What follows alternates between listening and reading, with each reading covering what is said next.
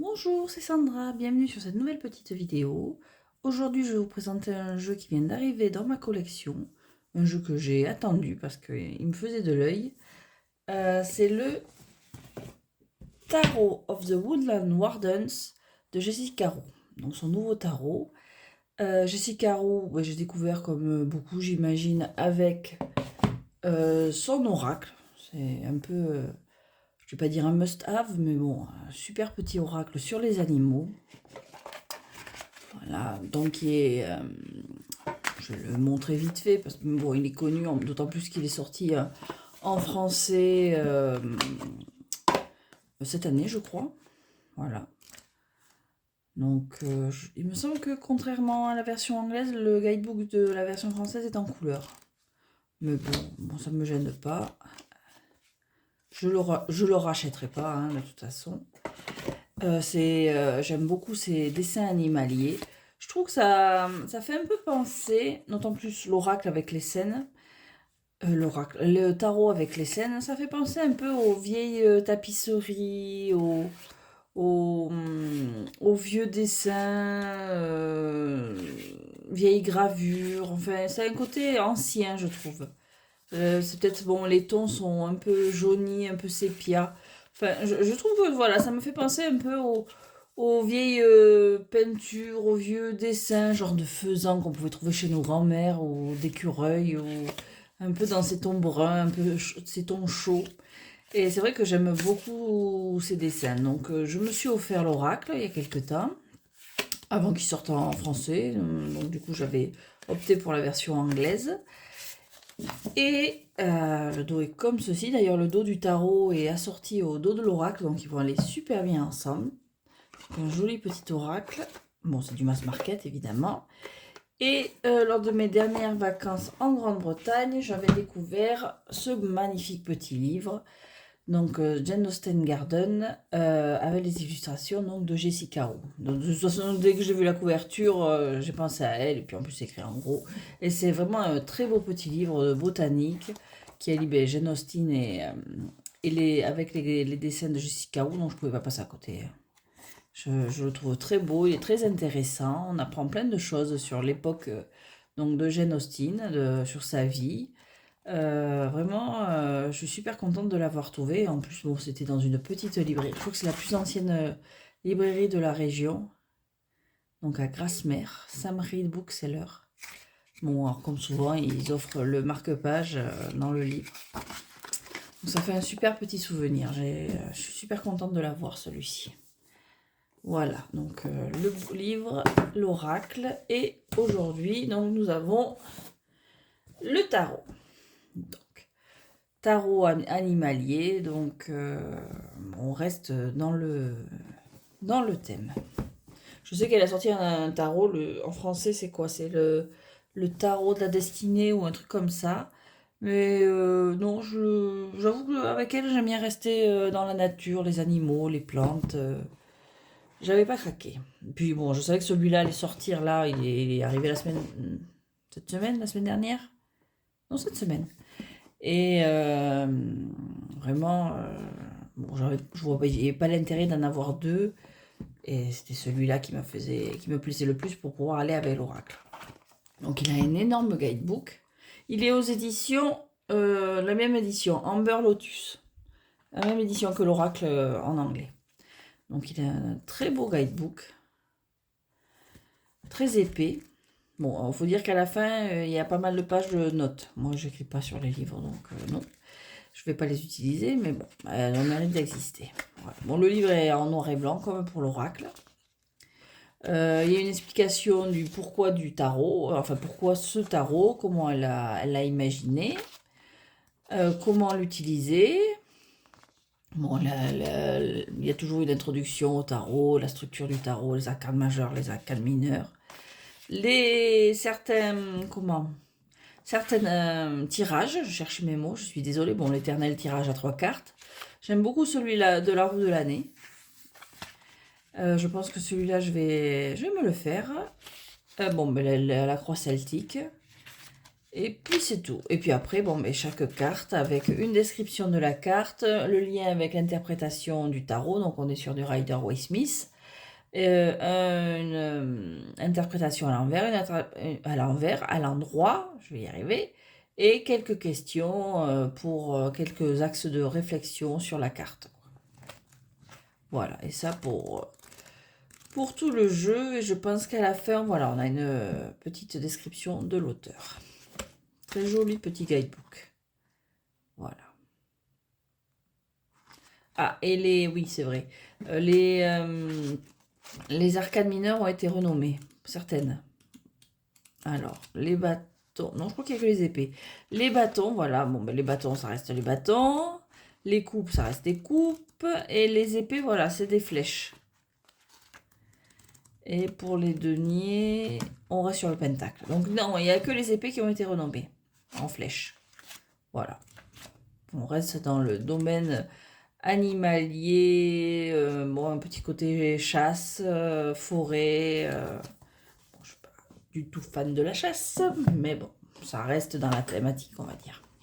Et le jeu. Alors, les cartes sont grandes. Bon, alors, comme je disais, bon, il y a encore, comme pour l'oracle, petite description de l'auteur au fond de la boîte. Et voilà, le dos est de la même couleur que enfin pas de la même couleur, des mêmes motifs que celui de l'oracle, et les cartes sont aussi également de la même taille. Voilà, les cartes sont de la taille de l'oracle. Et bon, là on a une couleur plutôt prune, et puis vert pour l'oracle. Mais bon, ça fait un très joli tirage les deux en même temps. Donc par rapport à une carte tarot, elles sont plus grandes, quoi. Elles sont taille oracle. Donc ça fait un gros jeu. Voilà. C'est vrai que les deux à côté, ça va super bien ensemble. Le tarot n'a pas de bordure. Voilà. Peut-être qu'on va avoir une édition du l'oracle, une réédition, ça m'étonnerait, mais bon, une réédition sans bordure. Ça m'étonnerait. Alors, on met tout ça de côté, on fait de la place. Donc, le jeu, bon, mais la qualité des cartes, c'est la même que celle de l'oracle. Souple, plutôt... Oui, on est sur... je sais pas le décrire ça, c'est du mat, mais bon, dès qu'il y a de la lumière directe, il y a un reflet quand même. Donc, je saurais pas trop le décrire, hein, je suis pas une pro. Bon, elles sont de bonne qualité, bon, un peu cartonné, cet effet cartonné, souple. Mais quand même, elles sont pas fines comme du Lo Scarabeo, elles sont quand même épaisses. De toute façon, on le voit à la taille du paquet. Donc, les cartes sont sans bordure, avec le cartouche et le nom de la carte. Et donc, on est sur du 100% animalier. Donc, on commence avec ce joli petit chien blanc. Pour le fou. Le magicien. On retrouve son amour des plantes, de la forêt, bien que les animaux, il y en a de tous les horizons. Hein. C'est un peu comme l'oracle, c'est pas cantonné aux forêts qu'on peut trouver genre en Ouest Europe ou comme ça. Il y a des animaux d'un peu partout dans le monde. Donc, même, oui, non, oui. Là, on a quand même, bon, on a des animaux elle est de, bon, mais nord-américaine, des États-Unis. Mais voilà, c'est pas des animaux qu'on trouve aux États-Unis, à part dans les zoos. Voilà, donc on brasse un peu au niveau animaux du monde. Voilà, donc j'ai arrêté de parler pour ne rien dire, comme d'habitude. Je m'évade et je me perds dans mes explications. Donc on reprend. Le magicien, ce joli petit raton laveur. La grande prêtresse, bon, une chouette, c'est presque évident. Je la trouve très jolie. J'adore les chouettes. L'impératrice. L'empereur. Le hiérophante. Je trouve un peu amusant que ce soit des moutons. On a tendance à dire... on a tendance à traiter les gens de moutons quand ils sont influençables à l'extrême. Et pour le hiérophante, que ce soit un bélier, des moutons, des brebis, bon. Les amoureux sont très, très jolies, cette carte. Le chariot. La force, avec cette petite souris qui dompte le lion. L'ermite. La roue de fortune.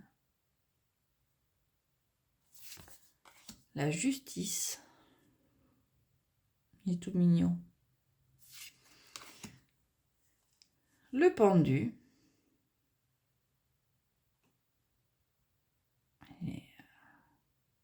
C'est quoi, un opossum? La mort, elle me met un peu mal à l'aise. J'avoue que là, c'est la mort un peu brutale avec ce renard. Oui, c'est des renards, c'est pas des loups. Non, c'est des renards. Squelette, là, et puis c'est ces renards morts, là. C'est. Ah, celle-là, elle me fait un peu. Elle me coince un peu, celle-là. La tempérance. Le diable. La tour, j'aime beaucoup cette carte de la tour. L'étoile. La lune. C'est vraiment un très beau jeu. J'aime beaucoup l'ambiance de ce jeu. Le soleil. Et je crois que c'est mon seul jeu, en fait, tarot animalier, en dehors des tarots avec des chats. Le jugement. Avec c'est quoi? Ces insectes qui sortent des... Comment on appelle ça? Je cherche mes mots aujourd'hui. Pas des chrysalides, non. Enfin, qui muent, qui changent, comme les papillons. Et le monde. Très joli aussi. Alors, on a commencé avec les bâtons. C'est Luciole. Le 2. Le 3. Bon, on reste sur du Rider Waite Smith au niveau des scènes. Hein. On retrouve quand même. Donc, je pense que pour les débutants, il est pas mal. Hein. Enfin, moi, je m'y retrouve. Je me considère comme je dis souvent, comme débutante. Et bon, je trouve facile celui-ci. 6. Le 7. Le 8. Le 9. Et le 10. Et là, on a le page, le cavalier avec cet axe. Bon, voilà, j'ai voulu faire la maline en voulant le dire et je ne sais même pas le dire. Axelotte, ça se dit comme ça, je crois. La reine, ce chat noir. Et le roi. Bon, mais la reine et le roi sont pas en couple, hein, c'est pas des couples. On retrouve, à la rigueur, on pourrait presque les mettre ensemble. Mais bon. Alors, les coupes. 2 de coupe. 3. Et puis alors, je pense qu'on ne doit pas avoir 2 cartes avec les mêmes animaux en plus. C'est vraiment super boulot ce jeu. Le 4. C'est quoi? Non, c'est dans la carte. Le 5. Le 6. Le 7. Cette menthe. Le 8. On dirait presque un livre de contes. Le 9. Et le 10. Donc le page. Le cavalier. La reine et le roi. Ouais, non, là, il n'y a pas trop... On peut difficilement les... La première série, on a l'impression presque qu'il y avait une continuité, mais là, non. Du tout.